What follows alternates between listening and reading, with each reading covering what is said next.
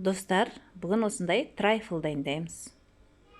Ол үшін 2 жұмыртқаны қант араластырып, жақсылап әппақ болғанша, қант езілгенше миксерлейміз. Видеоны соңына дейін көруге кеңес беремін.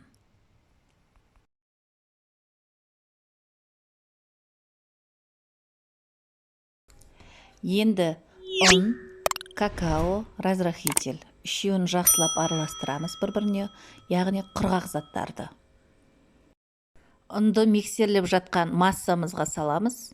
Оған ыстық қайнаған су, сүт, сұйық майымызды салып, қалған ұнымызды толығымен салып жіберіп, жақсылап миксерлеп араластырамыз. Бұл уақытта духовканы 180 градуста қыздырып қоямыз. Толық араласқан массамызды противеннің бетіне пергамент бумағы төсеп, толығыменен құйып, духовкаге 25-30 минутқа пісіріп аламыз. Коржығымыз толық дайын болды. Енді коржықты 2 түрлі дайындап, трайфл дайындайтын ыдысымызға салуға болады. Яғни коржықты ұнтақтап салсаңыздар да болады, осылай кусок етіп турап салсаңыздар да болады. Коржығымызды салдық, бетіне крем төсейміз. Осы жерде негізі банан салып жіберу керек болатын едік, бірақ біздің үйде банан кеш келіп қалды, сол үшін мен сала алмадым. Сіздер банан салсаңыздар, трайфлдарыңыздың ортасы езіліп, дәмді болып тұрады. Кремнен кейін бетіне тағы коржық салдық. Енді бетін толық креммен қаптаймыз. Видеода көрсетілгендей. Өте мұқият жұмыс жасау керек бұл жерде. Ыдысты бүлдіріп алмай, барынша.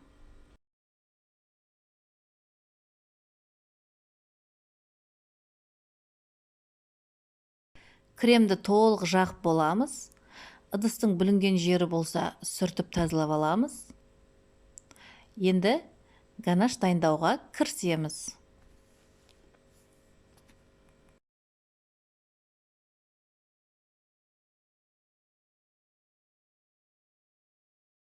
Ганаш дайындау үшін бізге сливки мен Қазақстан шоколады керек. Екеуін бір ыдысқа салып алып, микроволновкада ерітіп алсаңыздар болады. Дайын болған ганашты мешокқа құйып, дайындап қойып қоямыз. Яғни ганашымыз толық суы керек, ыстықтай кремнің бетіне құюға болмайды. Енді біздің дәмді пирожныйымыздың бетін әрлеу үшін біздерге фрукты керек. Мен бананмен және морозкіде қатырылған малинамен, арахисовый хлопьямен әрледім. Бірінші шоколадтық трайфлдың бетіне құйып аламыз. Толық құйсаңыздар да болады, немесе осылай жолақ жасап құйсаңыздар да болады.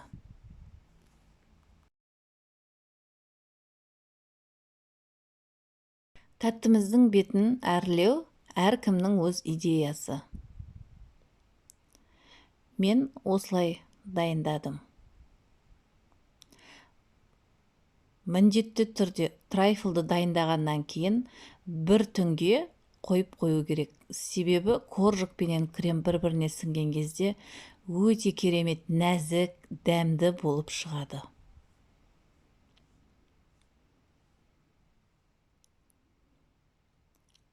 Әрдайым қуанышта дастархандарыңызға осындай тәтті десерт дайындауға ұсынамын. Менің каналым ұнап жатса, міндетті түрде тіркеліп, лайк басып, комментария жазып кетіңіздер.